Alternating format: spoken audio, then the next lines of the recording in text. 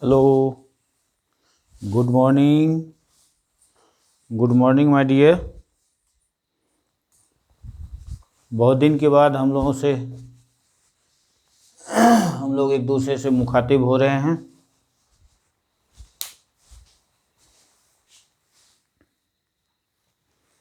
Good morning. Today we have to see the moment of inertia. This is a new topic. So far as moment of inertia is concerned, it is made up of two words, that is moment plus inertia. Moment plus inertia. Okay? Moment plus inertia. Inertia is well known to us. Inertia, that is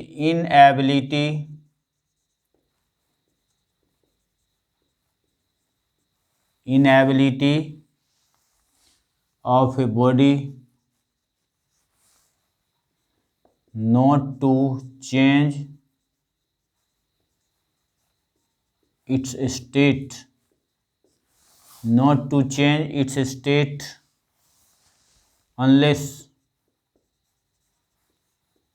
until an external force applied. We have studied in Newton's first law.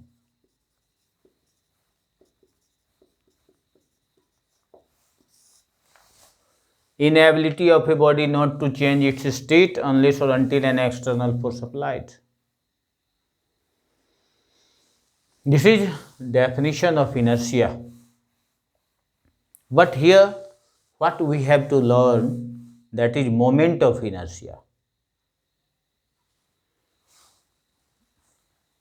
It means the body is here, when we learn both, the body is not in translation mode, rather it is in rotatory mode.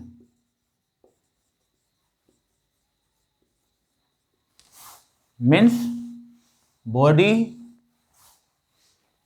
is rotating.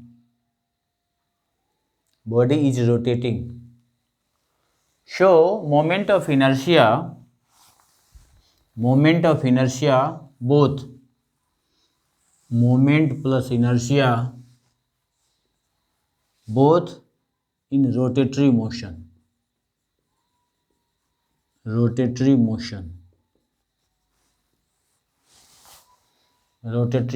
Then how can you define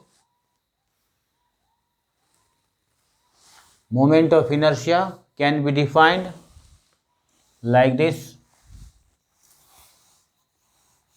Moment of inertia can be defined inability of a body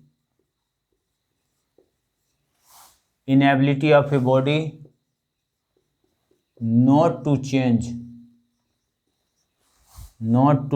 its state,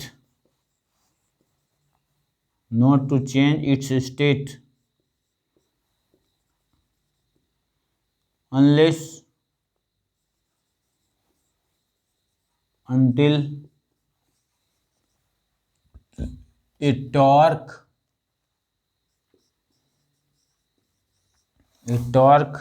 applied.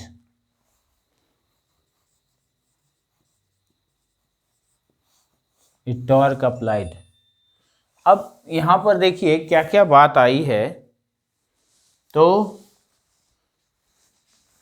यहाँ पर इस mode को ही हम लोग थोड़ा सा देख लें। ट्रांसलेटरी मोशन जो हम लोगों को वेल नोन है, रोटेटरी मोशन जो आज हम लोग पढ़ने जा रहे हैं। दोनों को थोड़ा कंपेयर कर लेते हैं, ज़्यादा नहीं, थोड़ा सा कंपेयर करेंगे, जितना हमें ज़रूरत है उतना ही करेंगे। अभी यहाँ देखिए, इसमें हम लोग ट्रांसलेटरी मोशन में हम लोगों ने देखा इनर्शिया, ठीक। इनर्शिया को थोड़ा सा एग्जाम्पल के तौर पर देखिए।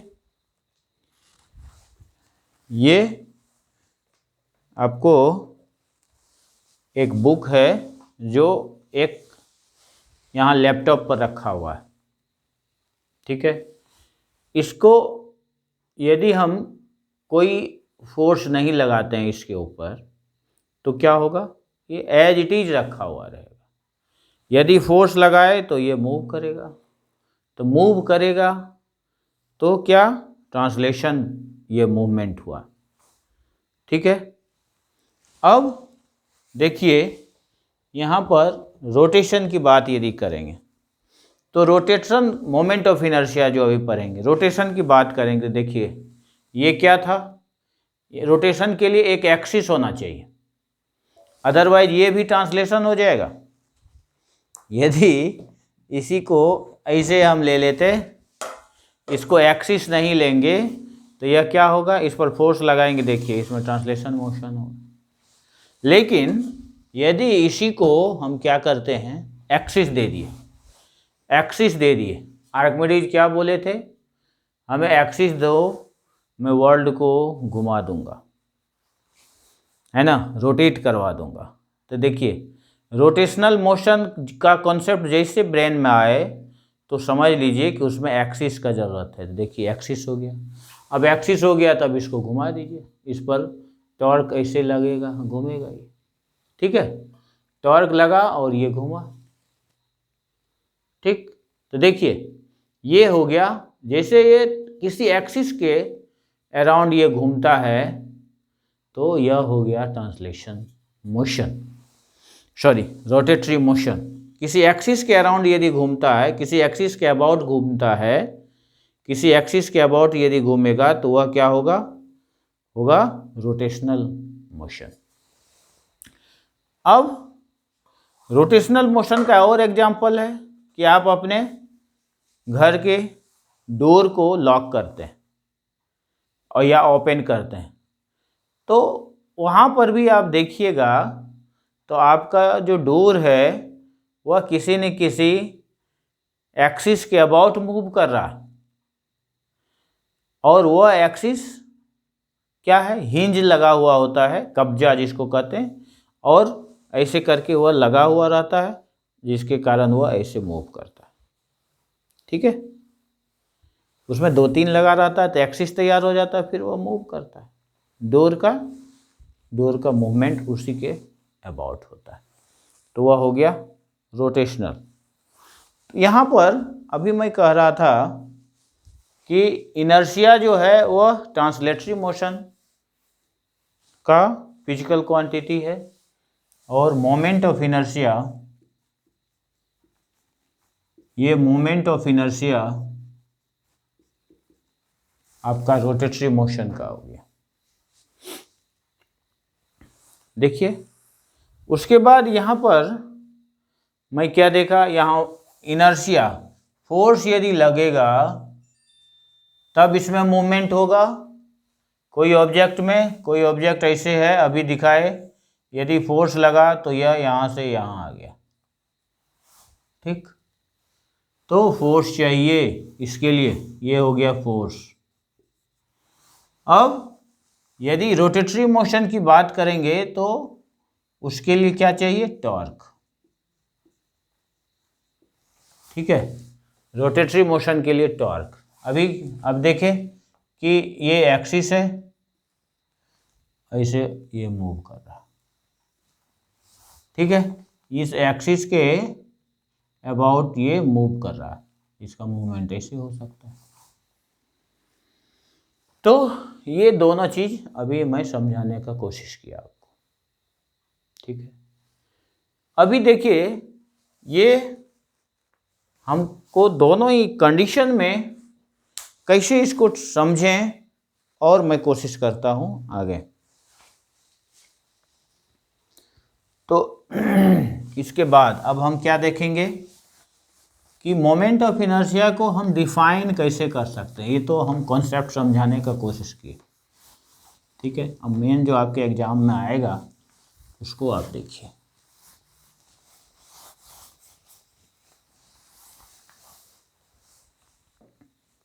इसमें क्या क्या चीज अभी मैंने बोला कि नीडी, रिक्विजिट, पैरामीटर्स क्या क्या होगा। तो मोमेंट ऑफ इनर्शिया के लिए दो चीज मस्ट है। पहला इस मोमेंट ऑफ इनर्शिया के लिए सबसे पहला है axis. Axis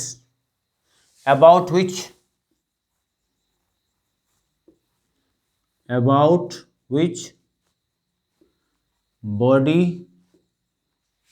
can rotate, about which body can rotate। दूसरा है mass distribution. Mass distribution, mass distribution ये नया वर्ड है। तो मास डिस्ट्रीब्यूशन को अभी मैं बताता हूं।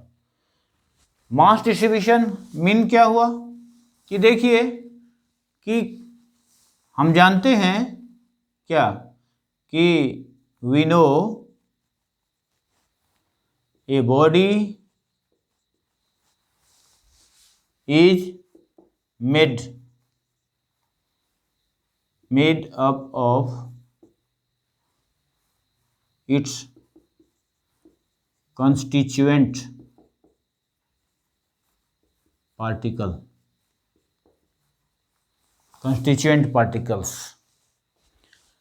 अब constituent particles तो हम जानते हैं, ये तो एक हमारा कॉन्सेप्ट है।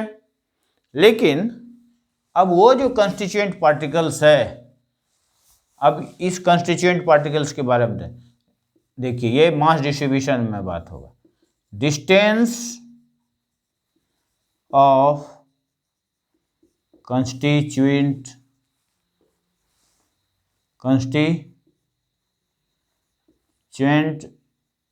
पार्टिकल्स फ्रॉम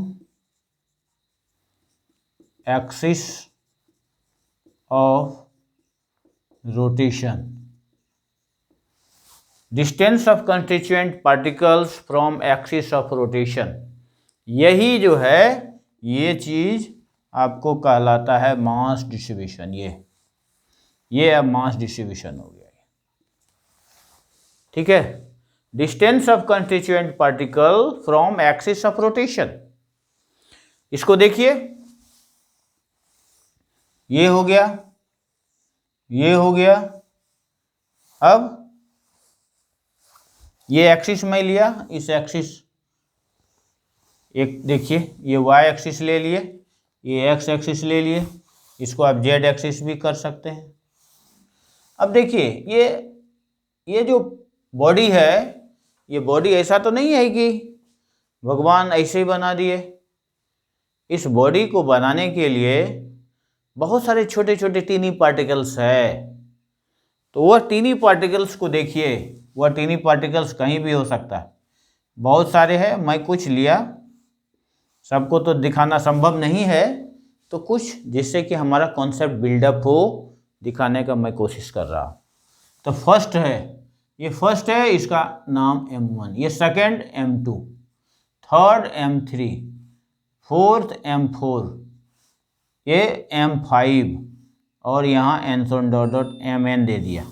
कितना को दूंगा, सबका देंगे तो फिर आप समझ भी नहीं पाएंगे, इसलिए कुछ लिया दिखाने के लिए जिसको आप समझ सकें, फिर उसको जनरलाइज कर देंगे हम, ठीक है। अब देखिए यहाँ इसका डिस्टेंस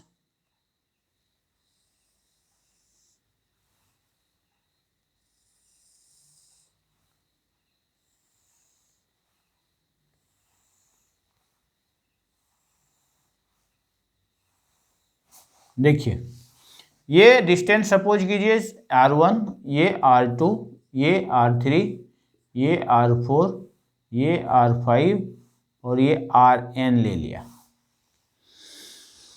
ठीक, अब ये moment of inertia of a body ऐसे यदि निकालेंगे, मोमेंट ऑफ इनर्शिया ऑफ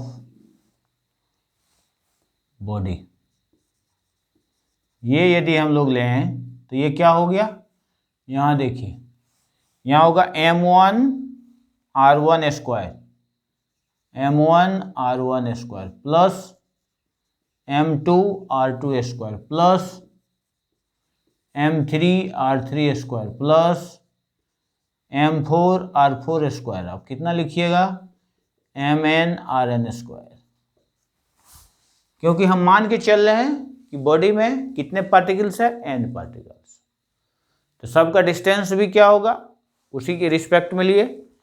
पहला पार्टिकल का जिसका मास m1 है, डिस्टेंस क्या है, r1 है। ठीक है, तो मोमेंट ऑफ इनर्शिया क्या होगा, m1 r1 स्क्वायर।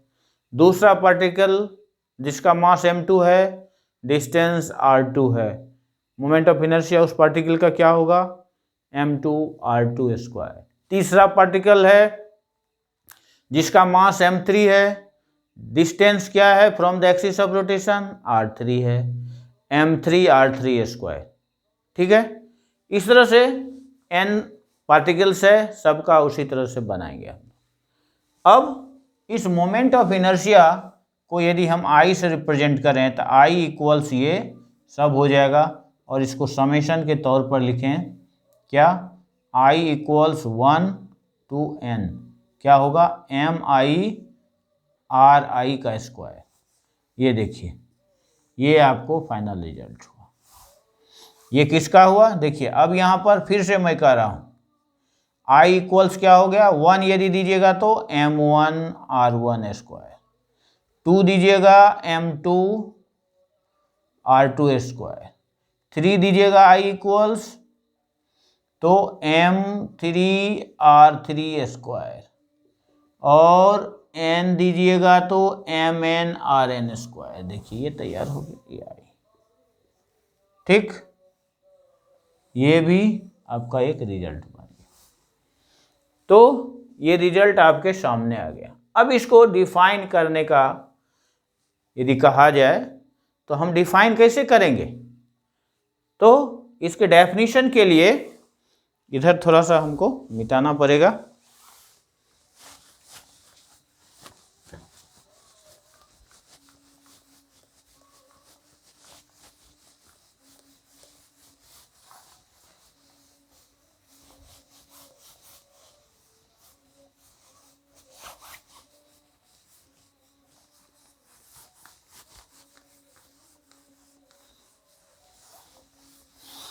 तो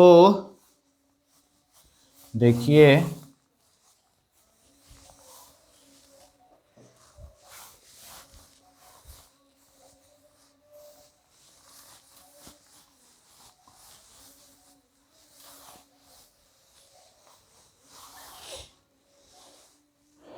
क्या होगा, moment of inertia of a body, moment of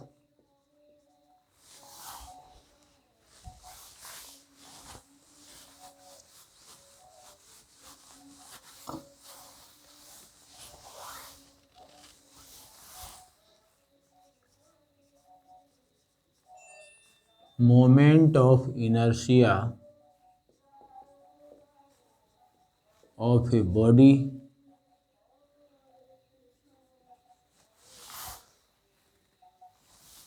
defined as, कैसे डिफाइन कीजिएगा,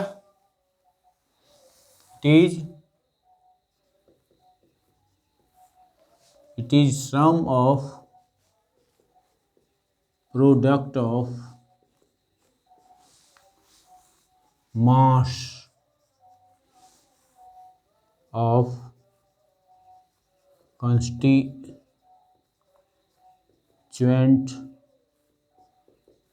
particles and their distances from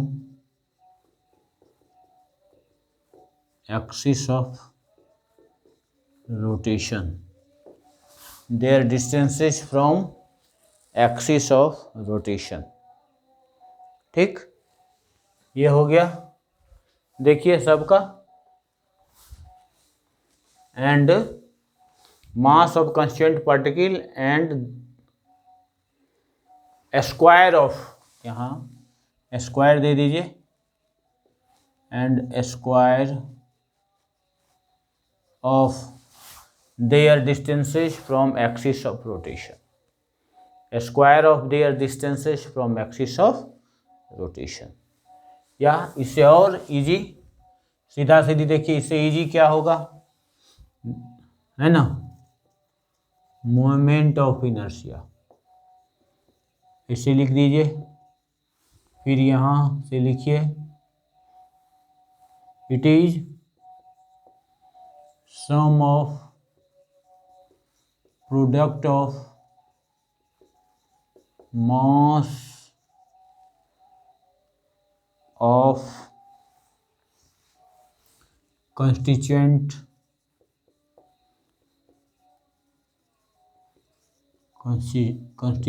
particles and square of their distances from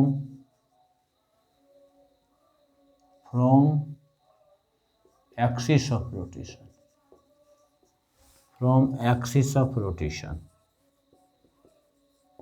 इसमें एक चीज कर देंगे, प्रोडक्ट ऑफ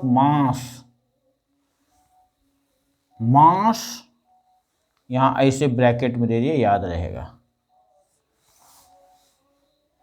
हो गया, product of mass and square of their distances. Mass यदि लिखिएगा सिर्फ एक, तो मासेस दे दीजिएगा यहाँ, ठीक है, सिर्फ यदि एक ही ये दिए तो masses and square of their distances from axis of rotation. नहीं तो इसको ऐसे करके याद रखिएगा तो याद रहेगा। क्यों, ये सिर्फ क्या बताता है, mass into square of distance, ये ध्यान में रखना है, square of distance from axis of rotation. की पॉइंट इसका ये, ठीक है, की point mass and square of distance from axis of rotation.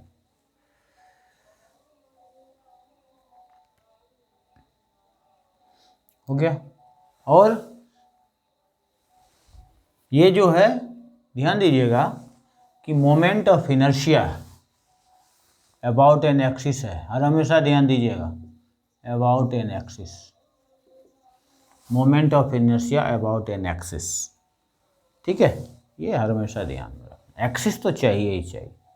तो दो चीज़ है, दोनों चीज़ को यहाँ पर देखिएगा, दोनों जुट गया, तब जा कर के मोमेंट ऑफ इनर्शिया का डेफिनेशन आपका तैयार हुआ। ये दिमाग में रखना है हर हमेशा, ये अबाउट एन एक्सिस है, ये याद आप कैसे रखेंगे, ये हो गया।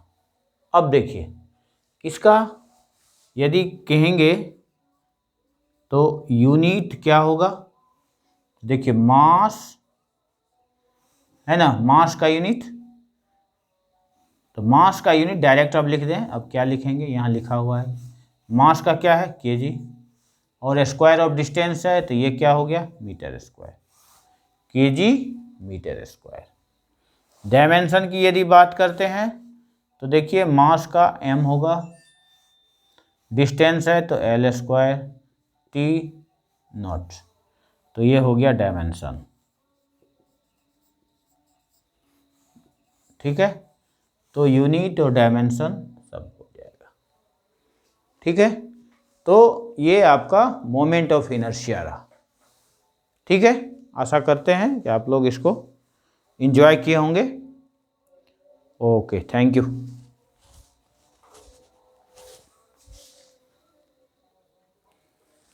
Good morning my dear. आज हम लोग रेडियस ऑफ गायरेशन को पढ़ेंगे। रेडियस ऑफ गायरेशन बहुत ही इंपॉर्टेंट रोल प्ले करता है आपके मोमेंट ऑफ इनर्शिया में। तो यहाँ देखिए रेडियस ऑफ गायरेशन है क्या, इसमें बहुत कंफ्यूजन होता है बच्चे को। तो सबसे पहले आप ये जान लें कि radius of gyration is nothing but only distance. ये आप सबसे पहले अपने दिमाग में डाल लें, ये सिर्फ डिस्टेंस है।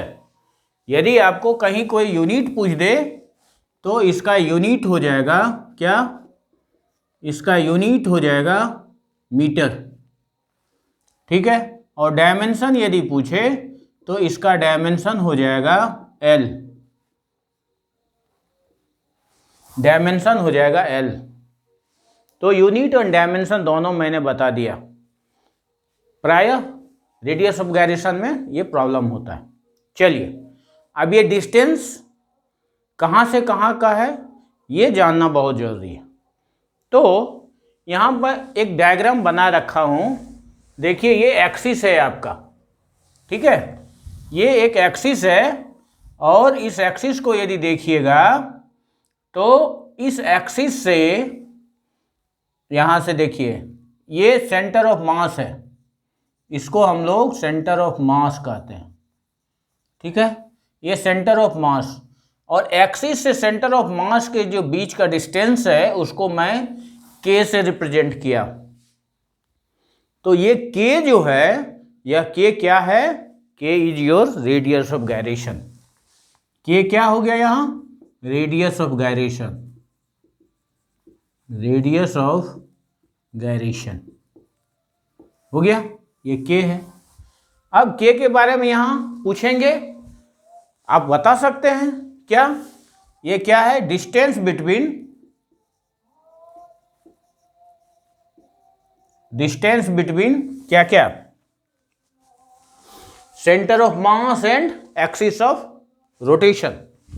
Distance between centre of mass, centre of mass and axis of rotation, axis of rotation. Distance between centre of mass and axis of rotation, ठीक है। ये कॉन्सेप्ट है इसका। आगे देखिए, यदि हम मोमेंट ऑफ इनर्शिया निकालने की बात करेंगे तो moment of inertia about an axis, इस एक्सिस के मोमेंट ऑफ इनर्शिया अबाउट, इसको हम दे दे Y Y dash, about Y Y dash क्या होगा, देखिए इट इज प्रोडक्ट ऑफ, देखिए इसको हम कैसे लिखेंगे, it is product of mass of the body,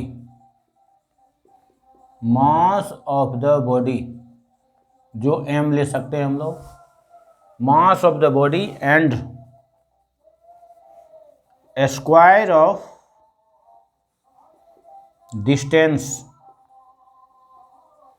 from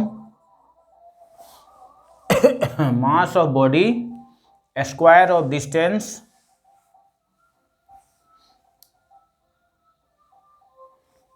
हम बिटवीन लिख देते हैं, square of distance between, between centre of mass, centre of mass and axis of rotation, axis of rotation. देख लीजिए ये हो गया। और इसको हम लोगों ने, ये जो डिस्टेंस है इस डिस्टेंस को हम लोगों ने के मान लिया है, इसलिए आई, इसको कहें आई इक्वल्स क्या होगा, एम के स्क्वायर। तो इसको आप मान लीजिए इक्वेशन 1। अब आगे, इससे पहले जो हम लोगों ने कॉन्सेप्ट लिया था उसके अकॉर्डिंगली अब देखिए, उसके अकॉर्डिंगली यहां क्या होगा, आई या मोमेंट ऑफ इनर्शिया अबाउट, यहां ई भी लिख दें, moment of inertia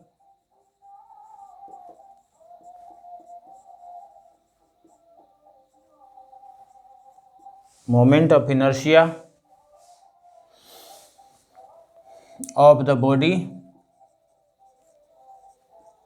about axis y dash, क्या होगा, it is sum of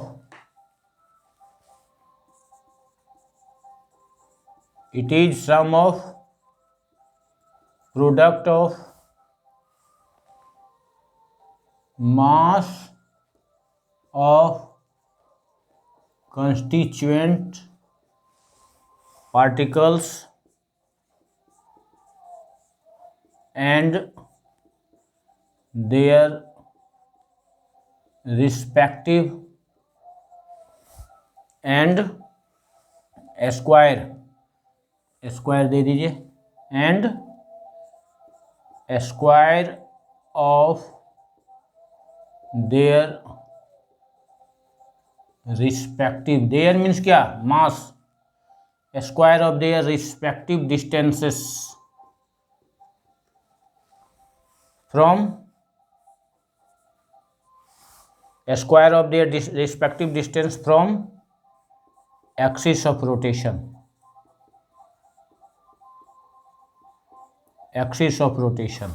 अब ये क्या हो जाएगा, देखिए m1 r1 square plus m2 r2 square plus m3 r3 square and so on dot dot mn rn square, ये किसके बराबर हो जाए, यहाँ मैं लिख देता हूँ आई।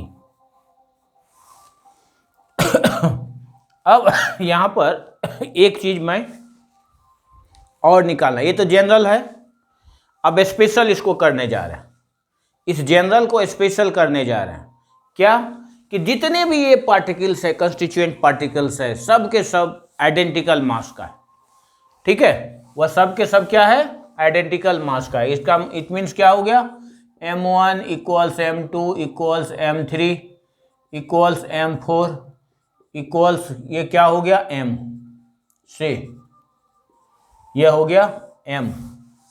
अब यदि इसको देखिएगा यहाँ पर, तो ये क्या हो गया, m r1 square, m r2 square, m r3 square,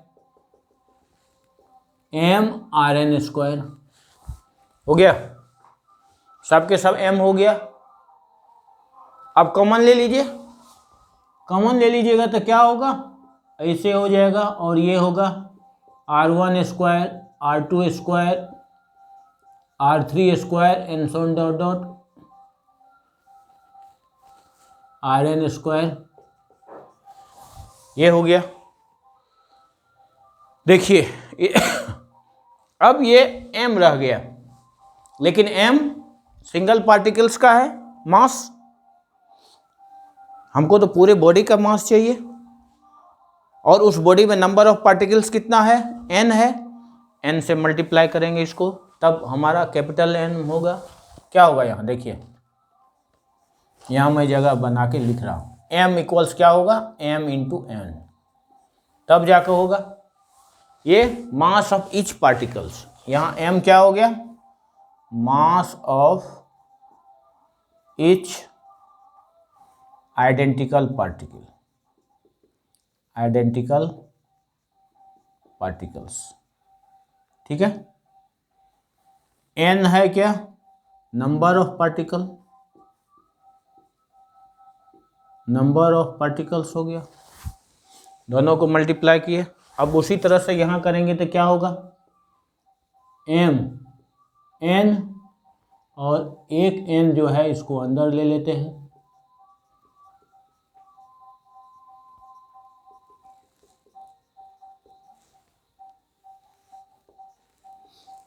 देखिए अब यहाँ देखिए, यहाँ मैं लिख रहा हूँ that implies I equals M into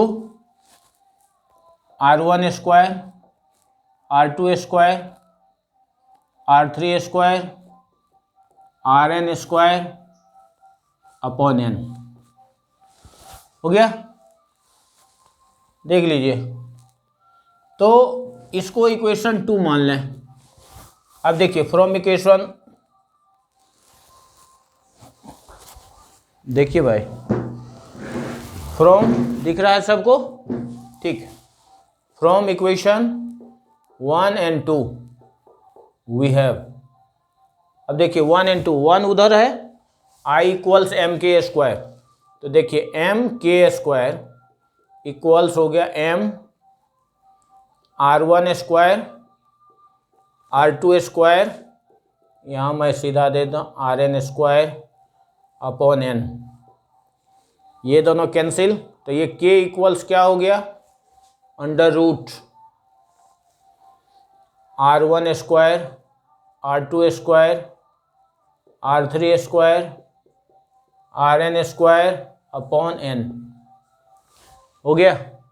अब ये k क्या हुआ, वहाँ तो डिस्टेंस था, अब यहाँ पर ये क्या हो गया, ये सबसे पहले रूट है, रूट है तो रूट, और ये मीन, मीन किसका है भाई, ये जो मीन है किसका है, square, mean square distance, mean square distance, तो रूट मीन स्क्वायर डिस्टेंस, ये रूट मीन स्क्वायर डिस्टेंस कहाँ से, from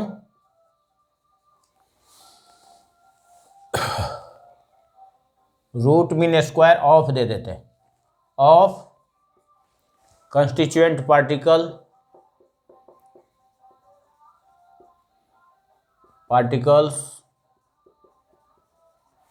root mean square of constituent particles from axis of rotation, axis of rotation,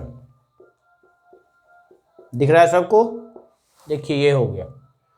तो ये रेडियस ऑफ गायरेशन का ये दूसरा definition हो गया, ठीक है, ये दूसरा डेफिनेशन आपको तैयार हुआ, ठीक है। तो ये रहा आपको रेडियस ऑफ गायरेशन का डिटेल्स, ठीक। Okay, thank you. तो इतना मेहनत करने पर मुझे क्या मिलना चाहिए, एटलीस्ट लाइक, सब्सक्राइब और कुछ कमेंट मिलना चाहिए कि नहीं, बोलिए। गुड, हाँ ज़रूर